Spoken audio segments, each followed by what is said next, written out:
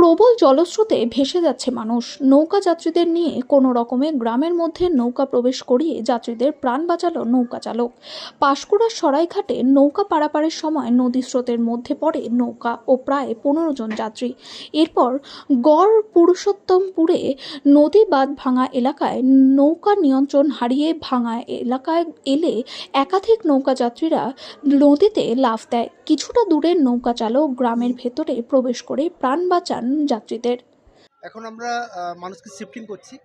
প্রায় ৩,০০০ লোককে আমরা তুলেছি বিভিন্ন জায়গায়, ঠিক আছে? উঁচু জায়গায় সরিয়েছি। এখন আমরা ওয়াটার সাপ্লাই করছি, ফুড মানে যা যা করার সেগুলো আমরা সব করছি। ওকে। একটা স্থানীয় বাসিন্দারা অভিযোগ করছিলেন যে যখন ভোরবেলা ঘটনা ঘটেছে, তা বহুক্ষণ প্রশাসনের দেখা মিলছিল না। না, প্রশাসন সারা থেকে জেগে মাইকিং হয়েছে। ৪টা ৫-এ ভেঙেছে। ৪টা ৫-এ ভাঙার আগে যখন আমরা বুঝতে পারছি আর রাখা যাবে না, তখন থেকে মাইকিং হচ্ছে এবং কালকে সারা রাত সবাই জেগে আছি আমরা। ঠিক আছে? মেদিনীপুরে যে এফেক্ট কতগুলো জায়গা পড়েছে?